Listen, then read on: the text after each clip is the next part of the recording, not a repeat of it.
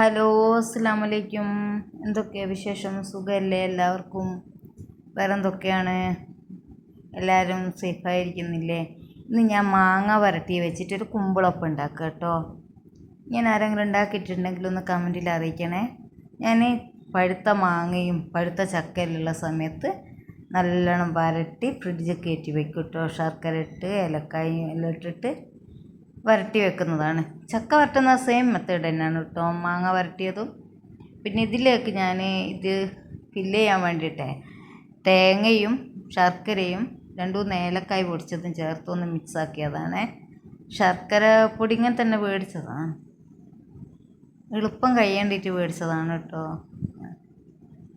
പിന്നെ കുമ്പിൾ കുത്തി ഞാൻ പറയുന്ന പോലെ റെഡിയാക്കുക. അത് അരിപ്പൊടിയിലേക്ക് ശർക്കര വരട്ടിയിട്ടിട്ടാണ് കേട്ടോ ഞാൻ കുഴച്ചത്. ഇത്തിരി ഉപ്പ് ഇട്ടിട്ട്, ഇത് നല്ലരിയും പച്ചരിയും കൂടെ പൊടിച്ചതാണ്, പൊറോട്ടയുടെ പൊടിയില്ല അതാണ്, അല്ലാതെ പച്ചരി വറുത്ത അരിപ്പൊടിയല്ല.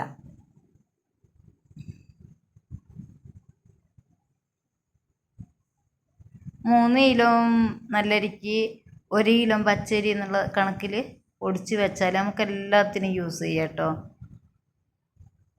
ആ പൊടി തന്നെയാണ് ഞാൻ എല്ലാത്തിനും ഉപയോഗിക്കുന്നത്. റോട്ടിക്കും പിന്നെ നെയ്പ്പത്തിരിക്കും പിന്നെ കുമ്പിളപ്പത്തിനും ഒക്കെ ഉപയോഗിക്കും. ഞാൻ കാണിച്ചു തരുന്ന പോലെ ചെയ്താൽ മതി കേട്ടോ. പ്ലാവിലെ കുമ്പിളുത്തിട്ടോ ചെയ്യുന്നത്. ഇനി അത് വേവാൻ വെക്കാം. ആ സമയം കൊണ്ട് നമുക്ക് വെണ്ട മുളകിടാം, ചോറ് വെക്കണം, പിന്നെ കപ്പ പുഴുങ്ങണം, കപ്പ ഉടച്ച് കറി വെക്കുക കേട്ടോ. അങ്ങനെ ഓരോന്ന് ഉണ്ടാക്കാനാണ്. ഉലുവയും കടുവും പൊട്ടിക്കും കേട്ടോ വെളിച്ചെണ്ണയിൽ. എല്ലാവരും എൻ്റെ ചാനൽ സബ്സ്ക്രൈബ് ചെയ്യുക, ലൈക്ക് ചെയ്യുക, സപ്പോർട്ട് ചെയ്യുക. ഉപകാരപ്രദമാണെങ്കിൽ മാത്രം ഷെയർ ചെയ്യുക. മെയിൻ കുക്കിംഗ് ചാനലാണ്. എൻ്റെ വീഡിയോസ് എല്ലാം കണ്ട് സപ്പോർട്ട് ചെയ്യണേ. ഇതുവരെ സപ്പോർട്ട് ചെയ്ത എല്ലാവർക്കും ഒത്തിരി നന്ദി. ഒരു വല്യുള്ളിയും ഒരു 5 അല്ലി വെളുത്തുള്ളിയും ഒരു കഷ്ണം ഇഞ്ചിയും കറിവേപ്പിലയും എല്ലാം പാടെ നല്ലപോലെ ഇളക്കി കൊടുക്കുക കേട്ടോ. ഉലുവയും കടും മൂത്തതിന് ശേഷമാണ് വല്യുള്ളി ഇടാൻ പാടുള്ളൂ. അതിലേക്ക് 2 തക്കാളിയും വെണ്ടയും ഇട്ടു. ഇനി നമുക്ക് മസാലകൾ ചേർക്കാം. ഒന്ന് നല്ലോണം വഴറ്റി കൊടുത്തിട്ടേ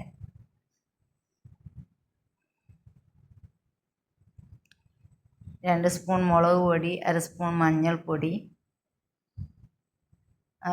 ഒരു 1/2 സ്പൂൺ മല്ലിപ്പൊടി ചേർക്കുക.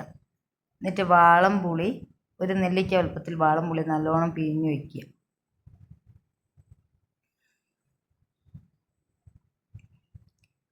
വെള്ളം ഒഴിച്ചെടുത്ത വാളംപുളി ഞാൻ അവിടെ പൊതിരാൻ വെച്ചിട്ടിട്ടുണ്ട്. അത് പിന്നെ ഒഴിച്ച് കൊടുത്തു. ഉപ്പ് ഇട്ടു, അതവിടെ വേവാൻ വെച്ചു. പിന്നെ കപ്പ പുഴുക്കുണ്ടാക്കണം, ചോറുണ്ടാക്കണം, അതൊക്കെ ഉണ്ടാക്കാം കേട്ടോ. എല്ലാമായി.